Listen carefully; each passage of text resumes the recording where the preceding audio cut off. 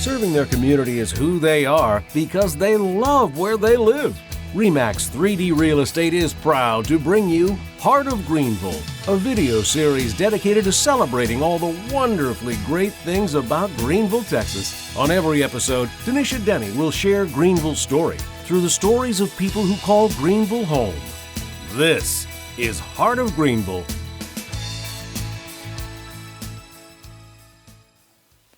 Thank you so much for watching Heart of Greenville. I asked Summer Spurlock to come on our show because I wanted you to get to meet the woman who leads our community as our city manager. She has so many great stories to share, and I'm excited for you to get to see her heart. Here's my conversation with Summer Spurlock. Hey y'all, I'm Dennisha Denney, your host of Heart of Greenville, and today we are on the third floor of The Landing, and we have a very special guest today. Her name is Miss Summer Spurlock, and she's our city manager with the city of Greenville. Summer, how are you today? Doing well, thank you very much. Thank you so much for agreeing to come on the show. You're welcome. I know I had to twist a little and a little and a little, so thank you for finally saying yes. You're welcome. Well, I want everyone to get to know you. They know you as the city manager in our community, but I want them to know the things that maybe about how you grew up, where you grew up, how you got here, and just the personal things about you that people don't get to see when you're sitting in city council and having to make those really hard decisions or the really hard decisions you have to make every single day for our community. So I normally like to kind of start in a general place, but I want everyone to hear, where did you grow up and how did you get to Greenville? Let's start with that. All right, well, originally I grew up in Roswell, New Mexico. Both my parents lived there. My dad was originally stationed there because he was in the Army, and my mom was an Army brat because her dad was in the Army, so they were stationed at the base there. So that's where I grew up. Born and raised there until I came to Texas when I originally went to junior college in Odessa, Texas, to Odessa College to play basketball for 2 years. Played junior college there. We had a pretty successful team, and then we went to the playoffs, and fortunately a coach from A&M Commerce saw me play over there, and so recruited me to come over to A&M Commerce. I had a couple of offers to go to different places, but when it came down to it, and I ended up coming to A&M Commerce to finish out my playing career. So finished out my 2 years playing there. The first December of my first semester here, I met and started dating my roommate's cousin, and who is now my husband, and I have 2 kids with. Shout out to Mike. Yeah, definitely. And so ended up staying here. Wasn't always the plan to stay here at A&M Commerce or in Greenville or anything like that. But you know what it boiled down to. How I got here, that's how I got here, through athletics. Started working after I started playing. Worked at A&M Commerce for six or so years and kind of a few other plations. Can I ask you something about that? Yeah, sure. So you were in the playoffs when you were in Odessa. How did you guys do when you came to A&M? We did okay. I mean, we weren't great. We didn't make the playoffs my 2 years that we were here, but we had a really great team. Had some great teammates. Some of those teammates are still my really good friends. A lot of them are teachers in this area, so and that really led into I coached for a little while after I played, and so that really led into that. So we didn't make the playoffs, but we had I do like to tell, those that back in those days that understood, West Texas was at the top of the game. They were at the top of the conference back then. The women's basketball program was for a lot of different reasons. And out of the 4 times that we played them, we beat them 3 times. So that's pretty good. I mean, we didn't have a lot of success on paper, but those are some good things, and had some really good teammates. So that made you feel good? Yeah. I can hang my hat a little bit on that, and a lot. And what's really nice to see, as you get older and you have kids, and when you're younger, you count wins as success and things like that. But when you get older, a lot of my teammates are teachers and coaches now, and so they're making impacts in lives of kids and things like that. So when it really comes down to it, those are the things that matter. When it comes down to it. We had a good time, had a good experience, met a lot of great people, and that's one of the reasons I've stayed here. Obviously I met my husband, but we've chose to keep our family here, and because of the people, not only in Greenville, but also in Commerce. I have a lot of connections still there, and so those people have really just, they're just outstanding people. They're just good people, and just, they always tell you it takes it takes a whole community, a whole community to raise a family, and having that, in two different places is really nice to have. So it really is. So one of the funny things about what you're saying, and people don't know, you are so competitive. And I know this personally from Camp Gladiator, working out with you at Camp Gladiator. And for the record, she's a beast. But I know when I met you, I was like, how'd you get here? Where did you come from? Why didn't I know you growing up? And so that made sense that you came, to play ball. And then once I learned that, but you have that competitive spirit, but you also have that coaching spirit. So I know with our boys at school, when they're playing basketball or playing football, you're always out there giving them some techniques and ideas and coaching them up. Yeah, it's a blessing and a curse. When you coach your kid for so long, they don't hear you, you're saying the same things over and over and over and teaching them. But, that's really, when I do love coaching, and I still coach in the GSL program and some kids, and it's really fun to really teach them something that you love to do. It's hard, it's hard for, to explain to people that don't have a love for something like that, just how much it really does mean to you. And of course, my kids and my husband at home, if I turn something on the TV, it's probably most likely going to be a basketball game. Whether I'm watching it or not, it's just on because that's just something you love to watch and you love to do.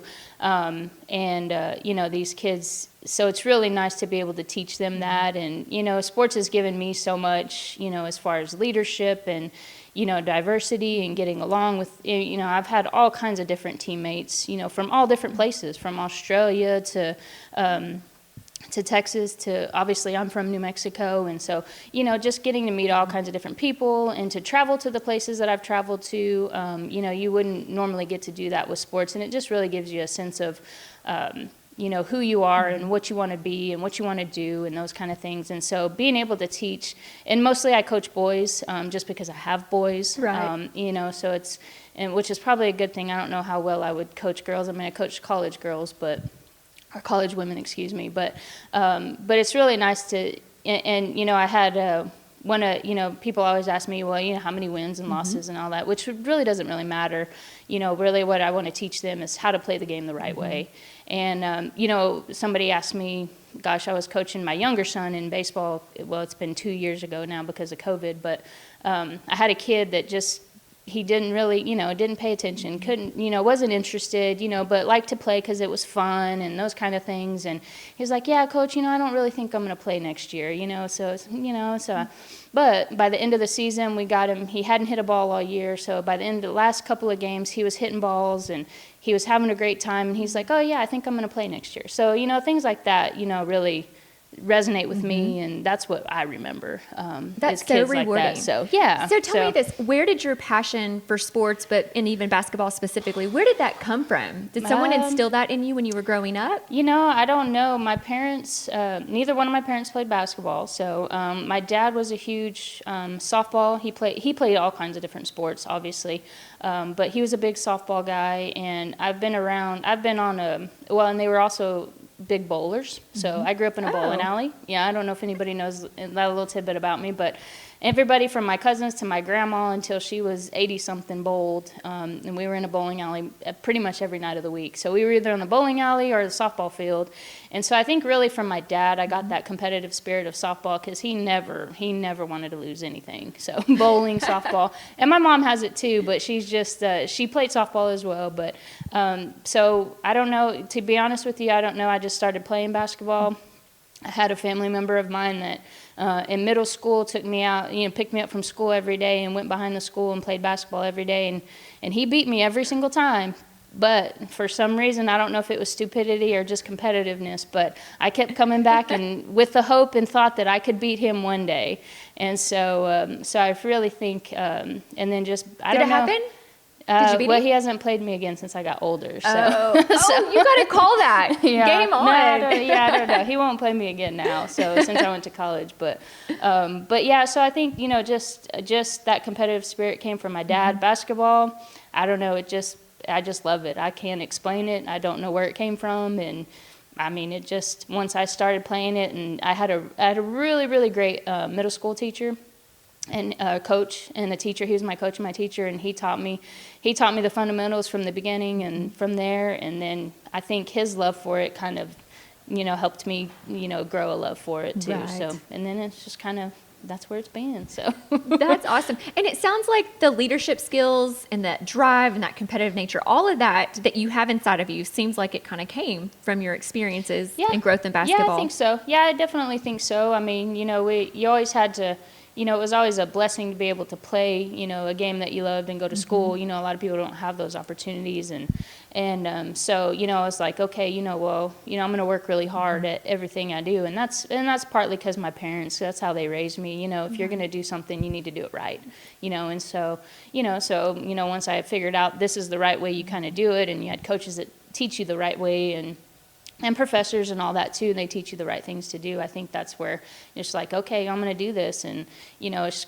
I'm kind of a little bit of a perfectionist. And so Really? Summer Spurlock, a perfectionist. So, if I can't get it right, I'm going to work till I do get it right. And so, that can be a blessing and a curse sometimes too. Yes, so, I can relate. Yeah, that can be a curse sometimes too. But, it also, it helps you, in every single situation that you have to deal with. And so, and that's the thing with sports, because any kind of sport that you do, basketball included, but, you never know what's going to happen in the game. So being able to adapt and change to that, it's not laid out for you, here's what's going to happen play by play. And so you really have to be able to adapt and change and be flexible. Right. And that's the thing that, and that's hard to learn. I know it's hard to learn when you're younger, but, I've kind of learned a little bit as some of the things I've gone through. So it kind of makes a bit of a difference. Yeah, definitely. Well, sitting here hearing you talk about that, I'm like, this is like her job as a city manager. Yeah, a little bit. I think it prepared you for that.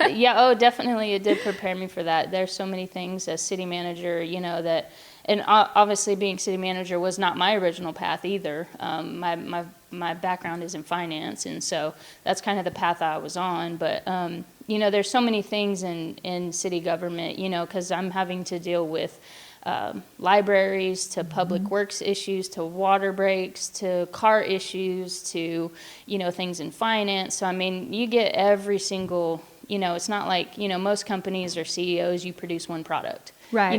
You perfect that, you do what you need to do and do that. But, in our case, I have really great department heads that take care of those things. And so I don't have to be an expert at everything.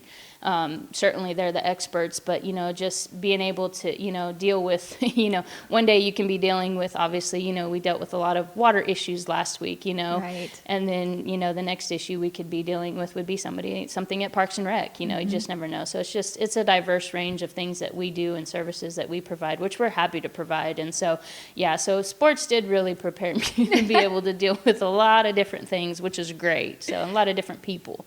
And I think that's the biggest thing. Not only dealing with sports, but dealing with a lot of different people. From every teammate that I've had was from a different walk of life. They were from inner city, they were from the country, they were from totally different countries, and just, being able to understand their backgrounds and, hey, we're here to do one thing and we're going to do it together no matter what we came, what we came here for. So that's really helped too, being able to deal with a lot of different people that work in the city too, because they come from all different walks of life as well. So, and being able to manage this, everything that we do, it's everything's different. Every day's different. Every day's different. Yeah, every day's different, sure. And, that's one of the things I've always admired about you is that when someone brings something to you, you look at the whole picture. You don't make a quick decision based on one thing. And so I can see how, because of your experience and different walks of life, and because people come from different walks of life, they look at things differently and come from a different perspective. And I've noticed in your heart, you are open to that, to hear all of it. But you're a black and white person too. A little bit, yeah. These are the rules. This is how this works. But you're really good at looking ahead to see how is this going to impact us in the future. And that's so important in that leadership role. Yeah, sure. And while you do have great department heads, which is wonderful, you're still the leader and have to make sure that the direction each department's going is the direction that the city wants us to go in. Yeah. And then you have several bosses, the ones that all sit on city council and the mayor. I do have 7 of them, yeah. I do have 7 of them. That's a lot. What is it like having 7 bosses?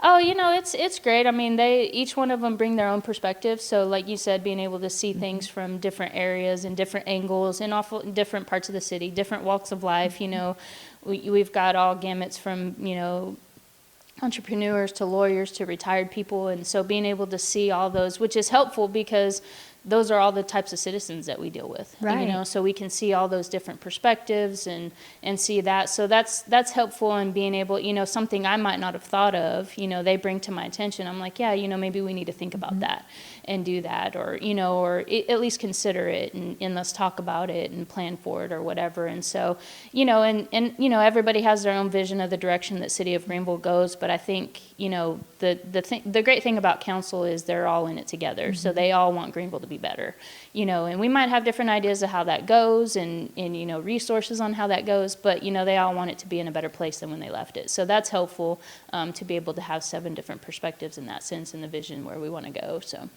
what is your favorite thing about being the city manager? My favorite thing, like what do you get excited about? Or my favorite thing is being able to deal with all the different people, and seeing that, I don't go in every single day and deal with the same issue over and over again, obviously. And so being able to deal with all the different people, that's just nice. And to be able, we have, over 300 employees and, some of them grew up here, some of them didn't, some of them. But the bottom line is, I get excited when we have, I have a leadership team of directors. There's, I think, 15 of us in there. And so being able to meet with them and, a lot of times we get bogged down in the day-to-day and, that doesn't really help you with your vision and where you want to go. And so being able to kind of reset, have those leadership meetings, talk about where they're coming from. It just, that kind of gets me excited to be able to help me, because I can get down in the things like, am I doing this right? Are we doing this right? Or what are we doing? And, but if you sit down with those people and where they're at in their department or, where they're at in their life and things like that, being able to talk with them and understand where they're coming from, really, kind of excites me. And then we teach each other, I'm not the one up there calling the shots, and it really kind of lets me know that, hey, you're not in this alone. We're all in this together, which we are all in it together. And so that really kind of reassures, and that gets me excited and, gets me, we had a tough week last week, with everybody all over the state, but, we came back this week and, I was really super proud of our team that we did. I mean, they jumped in and didn't ask questions. They're still going this whole entire week. And, when you have crisis and you're trying to manage it and things like that and things happen. And I know Greenville is in a lot better place than a lot of other communities. Absolutely. And I know that's because the people that we have working at the city and at Juice. Yes. Because you guys worked so well together. Yeah. Through Snowmageddon 2021. yeah, definitely. And I think that's, and that's a highlight of the character of our people. They didn't say, oh no, well, I've got to worry about my family. No, they were out worrying about everybody else's family first. And that goes to, from every employee in the city. That's, they didn't balk at, hey, you got to come in no matter if anybody else doesn't come in. They weren't worried about that. And so those are the kind of things that just reassures, hey, I'm in the right place, with the right kind of people. It makes a difference. So. That's awesome. So when you took the position as city manager, and I know that was a big decision, it was a big step for you. What was your biggest fear when you took that position? Biggest fear? Wow, that's a good question. Because you were the finance director, Correct. So you had a good hold on everything going on with the city, and at least our financial state for sure. But being the city manager takes you to a whole different level. Yeah, certainly. I think one of my biggest fears was, I'm not an expert at everything. At finance, I could handle that. I was good at the finance department. I knew what I was doing there, and being able to take yourself out of that comfort zone and learn. I mean, I've learned about so much about water infrastructure and streets and issues that we have going on, in parks and library and things that I just never, dive into. During that time. And so I think my biggest fear was, because I am that perfectionist, that I would have to do it all and I'd have to be the expert at all of it. But, now that I've learned and I've been in that position, being able to have those directors that support me, it's like, okay, I don't have to be that expert in everything. Right. Even though I'd like to be. Yes. I would like to be, because I know my team, they get super tired of me because I ask a million questions. Because I want to know. I'm not surprised at all, Summer. That doesn't surprise me for a second. And I ask a gazillion questions, and I always tell them I just ask questions because I need to know, because if somebody asks me, I need to be able to explain it and I need to understand it. And so so they get really tired of me asking a lot of questions. Some of them I think are used to it now, but others maybe not so much. They still get tired of me asking questions. But it makes you better. I mean, whatever Sure. it is you're working through or whatever project you're putting out, when you really talk through it and really ask those questions, it leads to a better end product. So yeah, definitely. we just have to always remind everyone. Right, yeah. I'm not trying to be difficult. Yeah, I'm not trying to be difficult. I just need to know the answer. Yes. That's it. So how long have you been the city manager now? I was hired, I'm going on my 3rd year. Okay. So I'm in my 3rd year right now. So When you're finished being city manager, whenever in the world that may be, what do you want to be remembered for? Or what legacy do you want to leave as a city manager? That we did things the right way, and that we tried to, my dad always taught me, you want to leave a place better than when you got there. And so, and not saying that it was bad when I got here, and that's not at all what I'm saying, but that I made improvements, and that, and then the people and the employees in the city, the citizens were proud of the employees and how they served them. So I guess if you want to call it a legacy, but I just want to leave it a better place. That's awesome. I think you're doing a great job at that. Well, thank you. And you really can see it in the employees. The ones I encounter, they have such great attitudes.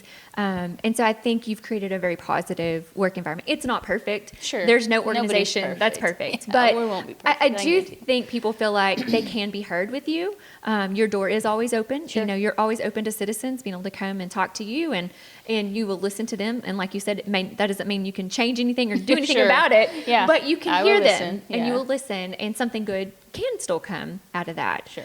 So we're on Heart of Greenville. Okay. So let's take a few minutes and let's talk about what Summer Spurlock loves about Greenville.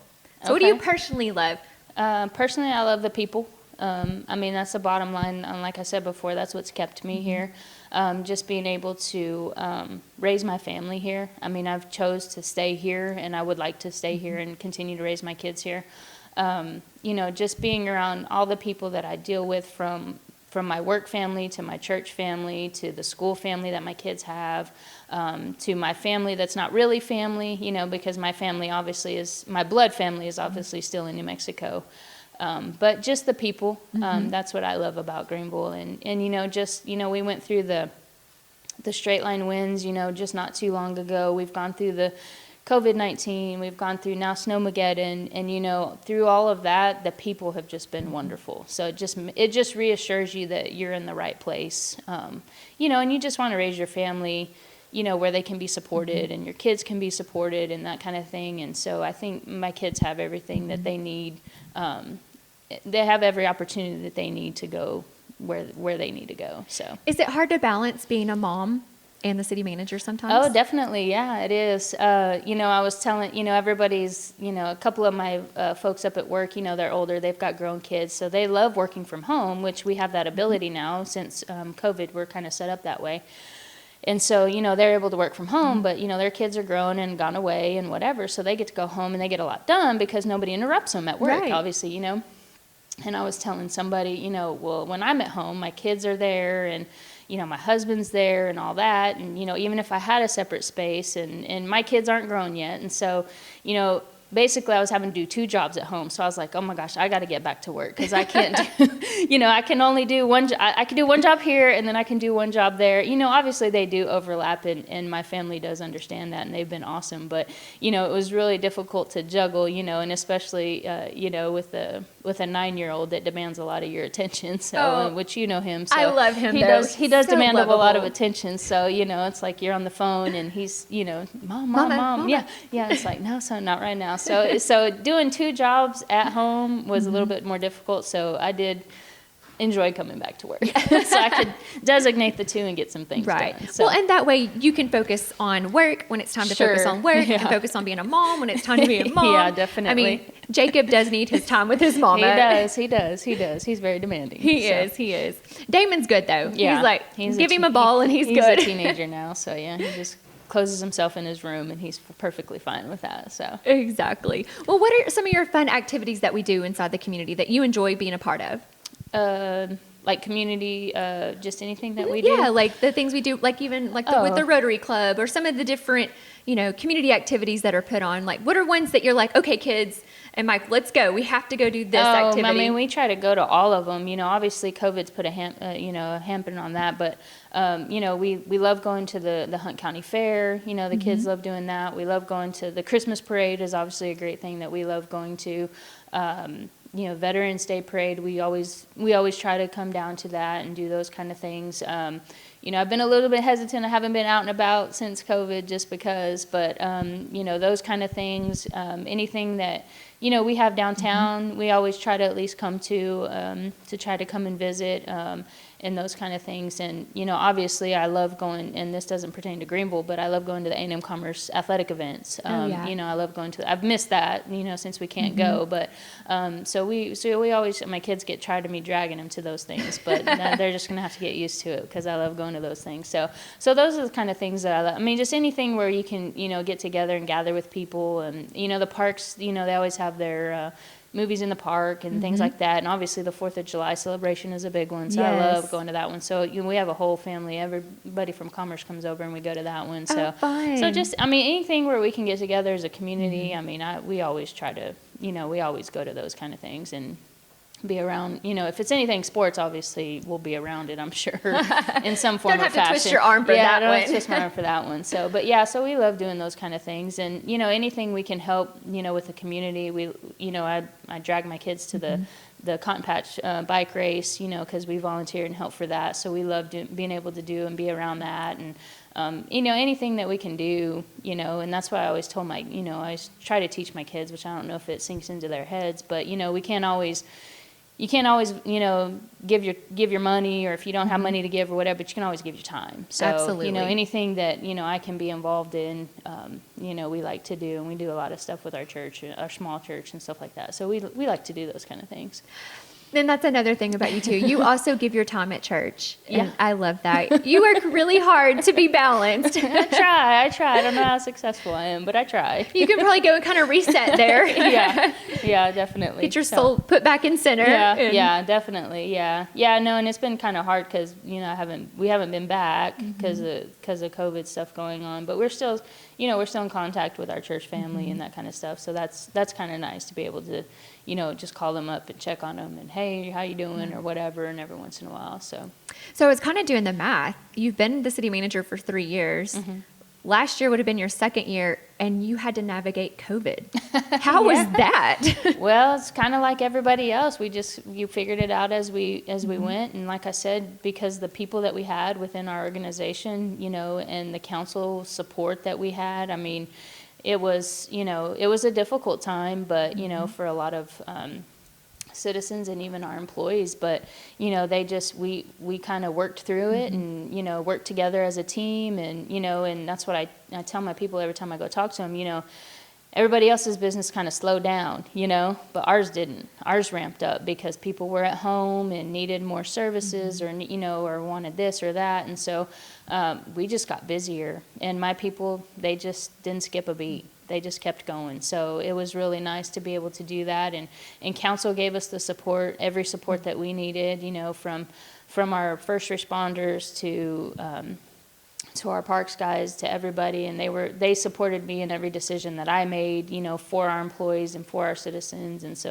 And that was nice. And, gosh, our poor IT department, they've had to totally switch the way they do things, because originally we were probably, infrastructure-wise, we were about 50-50 set up to be able to work from home. We had some, but, they pivoted, they ordered what they needed to do. We got, so, when this ice storm came, we were like, okay, here we go. We're ready to work from home. So most of my people, even during the ice storm when they couldn't get to the office, they were still working, so it made it kind of nice. We were kind of already set up for it, like, oh yeah, we got this, we're good.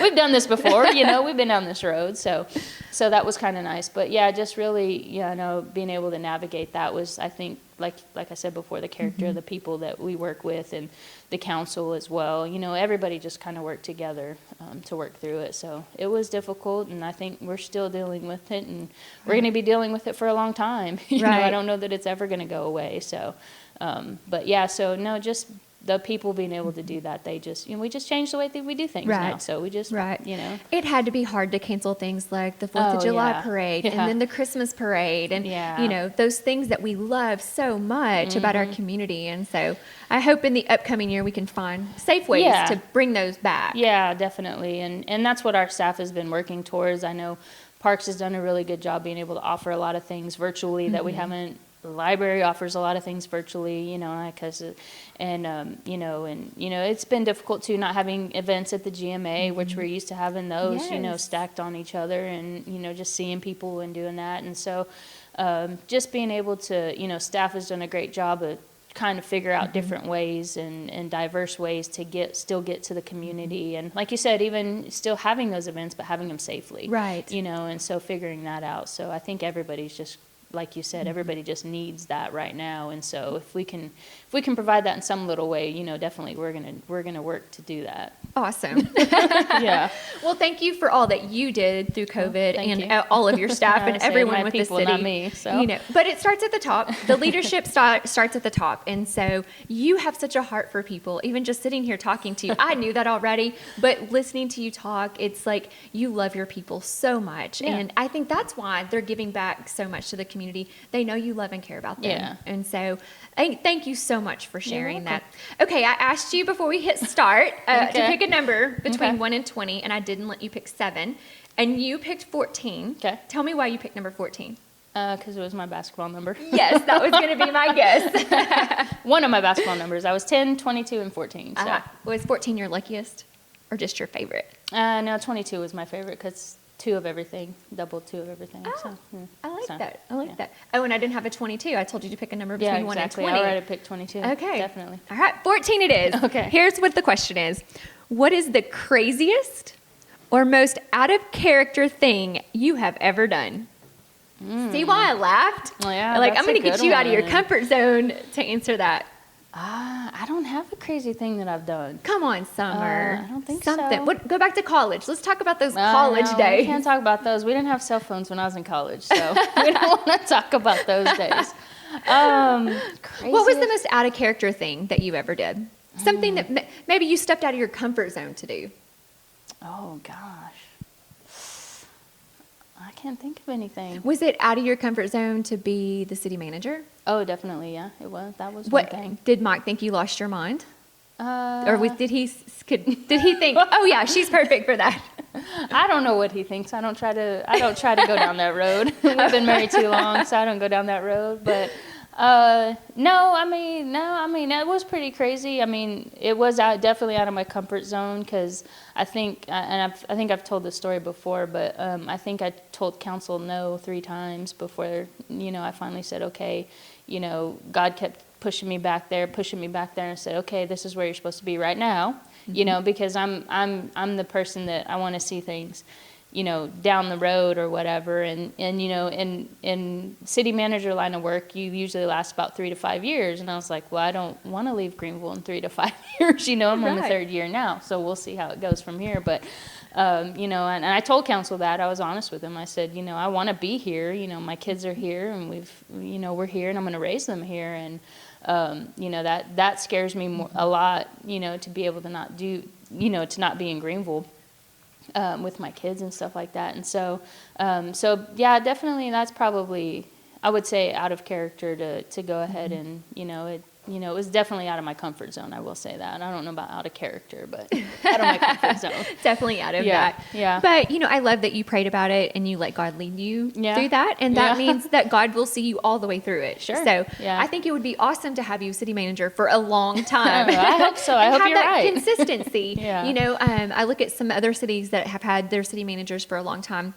And when they really build that team that builds together and you can have that common goal, there's no reason to change it. Yeah. You know, as long as you keep growing and evolving, then don't change for the sake of change. If it ain't broke, don't fix it, right? Exactly. Yeah, so don't break it, Summer, okay? I'm working really hard to not break it. Yeah, I'm working on that. So. Well, you're doing a great job. Well, thank I just you. want to thank you so much for coming on the show. I really enjoyed talking to you today. I know you and I can talk for hours. Sure, So I'm glad that you finally said yes. Yeah. And thank you so much for You're all welcome. that you do and the sacrifice you make. You make a big sacrifice with your family to be the city manager. And I just want to personally, as a mom and working mom, say thank you for that sacrifice. Well, thank you. I appreciate that. So You're welcome. appreciate your support. So Absolutely. Yeah. All right. Take care. Okay. Thank you. You're welcome. Thank you for watching Heart of Greenville. This video series, which is designed to celebrate Greenville, Texas, is spearheaded by REMAX 3D Real Estate.